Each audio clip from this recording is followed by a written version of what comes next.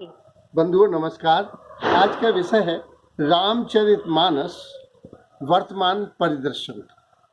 इस आर्यवर्त में प्राचीन प्रागैतिहासिक और ऐतिहासिक युग में यहाँ आर्य आए, अनार्य आए, शैव आए, शाक्य आए, वैष्णव आए, शक आए, मंगोल आए, तातर आए, द्रविड़ आए, यवन आए और इस सनातन धर्म में सभी एकाकार हो गए। एक समाज बन गया, एक संस्कृति बन गई और एक धर्म बना सनातन। पर आज इसी एक धर्म में दो उपवर्ग हुए चले जाते हैं।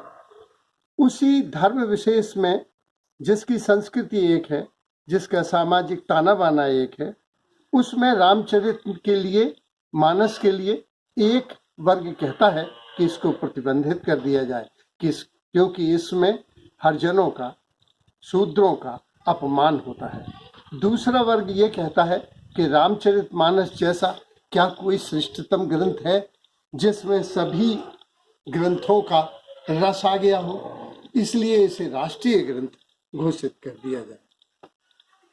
अभी कल ही रामचरितमानस की 10 प्रतियों को जलाया गया है। प्रत्येक वर्ष 25 दिसंबर को मनुस्मृति को सार्वजनिक रूप से जलाया जाता है। पर प्रश्न उठता है कि क्या जलाने से, कोई ग्रंथ जलाने से क्या वो समाप्त हो जाता है? 10 प्रतियां जल गईं और एक रात में 1 लाख प्रतियां प्रकाशित हो गईं। फिर विज्ञान कहता है कि हम एक छोटे से कण का भी अस्तित्व मिटा नहीं सकते, तो फिर ग्रंथों का रस क्या मिट सकता है? और उस ग्रंथ का जो घर घर में, हर घर में है और 100 करोड़ हिंदुओं के हृदय में है, ऐसे ग्रंथ का, लेकिन इस पर इतना विवाद, इतना आक्रोश कि हमें प्रतियों को जलाना पड़े, यह भी देखने लायक जैसा है, यह भी समझने जैसा है। क्योंकि जब सनातन धर्म में संशोधन की, शास्त्रार्थ की मौलिक सुविधा उपलब्ध है, तब ग्रंथों को जलाने की क्या आवश्यकता है? फिर जलाने से कोई चीज नष्ट भी नहीं होती।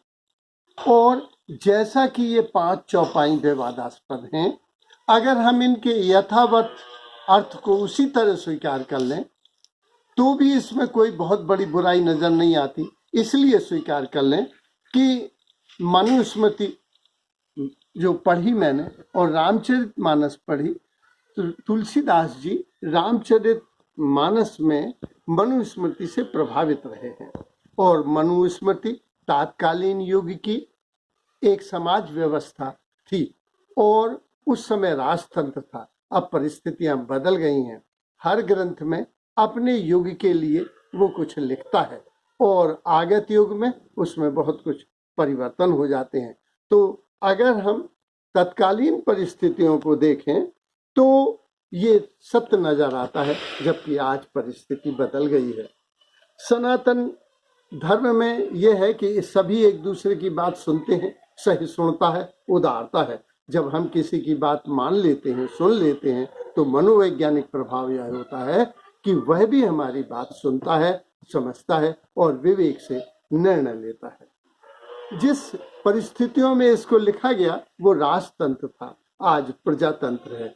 उस समय लोग अपढ़ थे, गरीब थे, गांव में रहते थे, कम समझते थे, बड़े शहर में नहीं डेवलप हुए थे, इतना शिक्षा का विकास नहीं हुआ।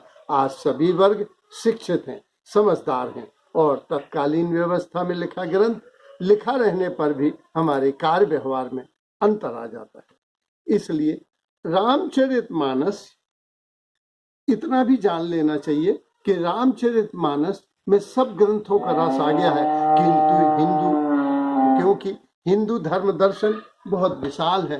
4 वेद, 6 शास्त्र, ब्राह्मण, आरण्यक, उपनिषद और स्मृतियां और संहिताएं, साथ ही पुराण, और पुराणों की संख्या भी 18 और उपनिषदों की 308।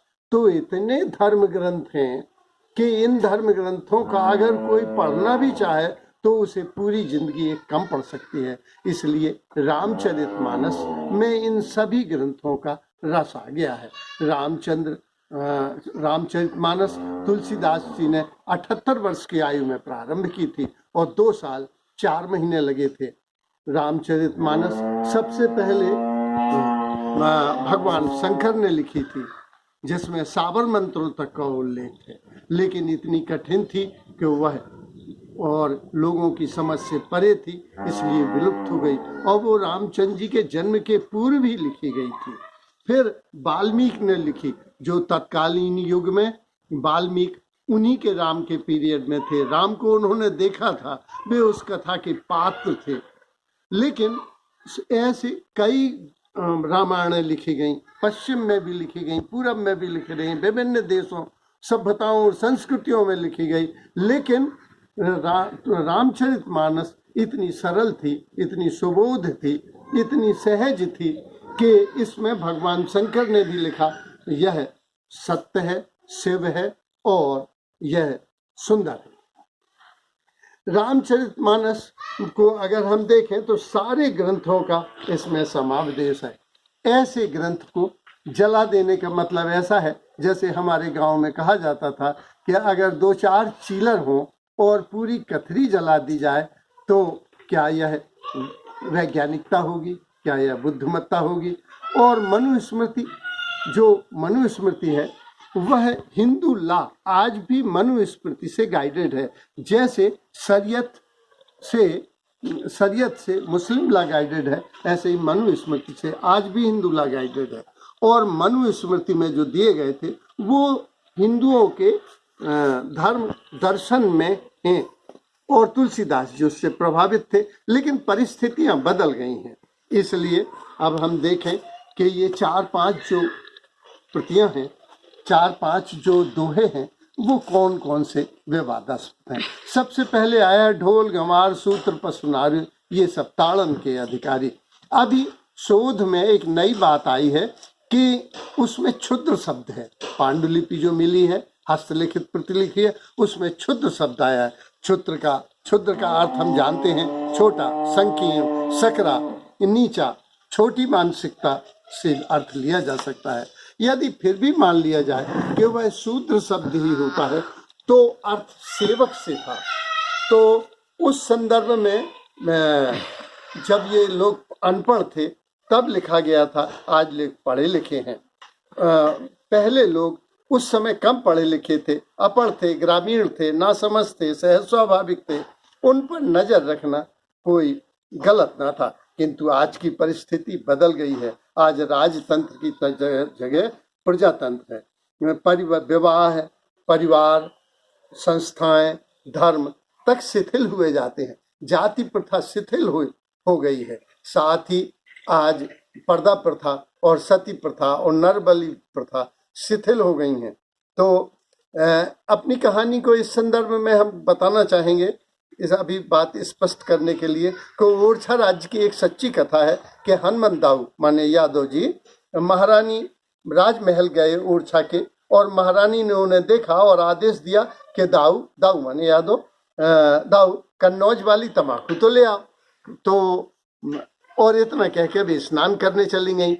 और दाऊ अब अपने घर आए, बड़े उसमें थे कि कन्नौज वाली तम्बाकू। उन्होंने सोचा कि ये मालकिन की दी हुई है भैंस है, क्यों ना इस भैंस को बेच दिया जाए, और कन्नौज से कन्नौज वाले तम्बाकू लाए। उन्होंने वो भैंस बेच दी और कन्नौज गए, और कन्नौज से 2-3 सेर माने आज के संदर्भ में 2-3 किलो कन्नौज की तम्बाकू खरीद के 15-25 दिन बाद वे महल आए और उन्होंने महारानी को सुपुर्द किया। वो बोले, दाऊ इतने दिनों से क्यों नहीं दिखाई दिए? बोले, महारानी आपको आदेश है तो कि कन्नौज वाली तम्बाकू लाओ। सो हम कन्नौज गए थे और उतर जा ले आए, जा धरी। तो वो बोली, बाप रे, फिर पैसा कहाँ से आए? बोले, भैंस बेची अपनी, आपने दान करी थी, आपेगी तो भैंस थी। ऐसे सरल सीधे लोग थे। लेकिन उन्हीं हनुमंता के लड़का मंगल सिपाही हो गया, और सिपाही होने के बाद वह चीफ साहब हो गए, और चीफ साहब के बाद वे टीआई हो गए, और टीआई होने के बाद वे डीवाईएसपी से रिटायर हुए। तो और उनकी बेटी जो मंगल सिंह जी श्री मंगल सिंह जी DYSP से रिटायर हुए थे, वे उनकी बेटी सुचेता ने IAS की परीक्षा दी, आरक्षण का लाभ मिला और वे आज छिंदवाड़ा में कलेक्टर हो गई, श्रीमती सुचेता यादव। तो क्या हम एक सा व्यवहार कर सकते हैं? लोग शिक्षित हो गए हैं, अब क्या सुचेता के साथ और हनुमंता का व्यवहार किया जा सकता है? हनुमंता जो हनुमंत सिंह थे, है ना, जो उनके बाबा थे, उनकी दूसरी बात थी। इसी तरह से जो हम देखते हैं, पहले मैं कॉलेज में प्रोफेसर रहा हूँ लगभग 40-45 साल, तो मैंने देखा पहले लोगों के नाम होते थे टुंडा अहिरवार, छेदामी टूणे, छेदालाल, कंछेदी लाल, है ना, छेदामी लाल ढीमर, फिर नाम आए रामलाल, फिर आए लखनलाल, फिर आए राम सेवक, इसके बाद नाम आए, आज नाम आने लगे हैं अखिलेश अहिरवार, आदित्य, पहले आता था चुन्नी लाल चड़ार, मुन्नी लाल मातो, अब आता है अखिलेश अहिरवार, आदित्य अहिरवार, और अब नाम बदल गए हैं और उनकी शिक्षा दीक्षा भी बदल गई है। तो अभी ये कहा जा सकता है कि देश की परिस्थितियां बदल गई हैं, बदली हुई परिस्थितियों में लोग उनके साथ वैसा ही सलूक करते हैं। दूसरा आया है नारी। नारी हम बताना चाहेंगे कि 1937 के पहले 1927 में हमारे ये ग्रैंडफादर सिविल सर्जन थे और हमारी ये परदादी कक्षा 1 तक भी नहीं पढ़ी थी, बिल्कुल अपढ़ थी। फिर हम दूसरे संदर्भ में बताना चाहेंगे कि हमारे जो बाबा थे, ग्रैंडफादर, वे स्टेशन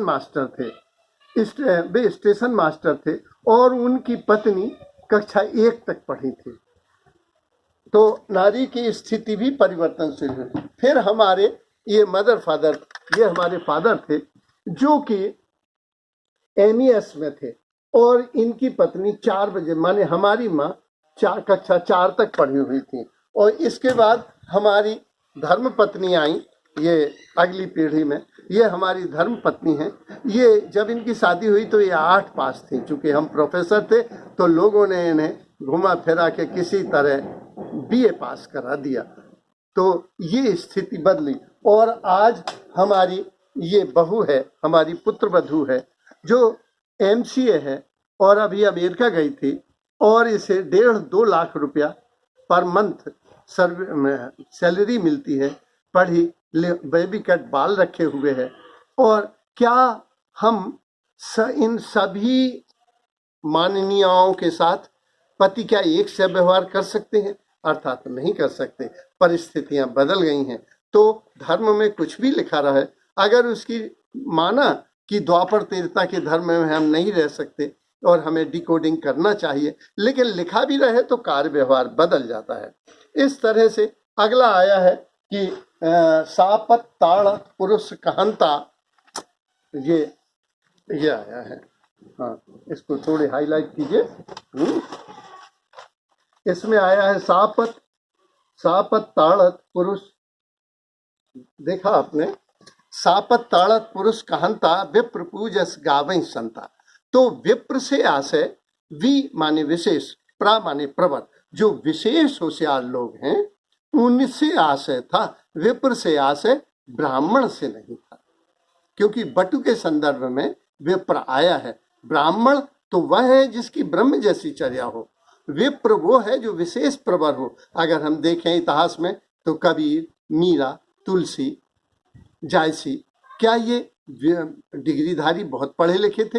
वर्तमान में क्या इंदिरा गांधी, नरेंद्र मोदी बहुत, ये विप्र लोग हैं। इसलिए ये लोग अगर कठोर निर्णय भी लें, अगर कठोर भी कहें तो भी हमें सहन पूजनीय है। और हम देखिए, पूजिए विप्रशील गुणहीना, शूद्र न गुणगण ज्ञान प्रवीणा।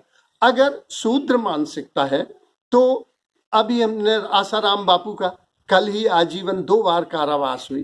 क्या ऐसे जो क्या वेदों का ज्ञान नहीं है? आसाराम बापू को है, लेकिन ऐसी क्षुद्र मानसिकता वाले लोग अगर वे प्रवीण भी हों, ज्ञानवान भी हों, तो भी पूजनीय नहीं है।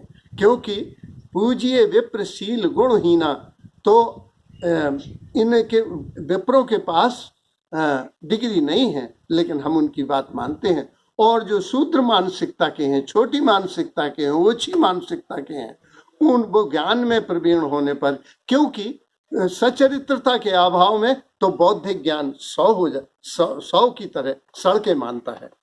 मैं अंत में ये कहना चाहूँगा कि हिंदू धर्म में शास्त्रार्थ की सुविधा है। हम कोई कुरान की तरह नहीं है कि नुक्ता नहीं लगा सकते। हमारे यहाँ परिवर्तन होता है।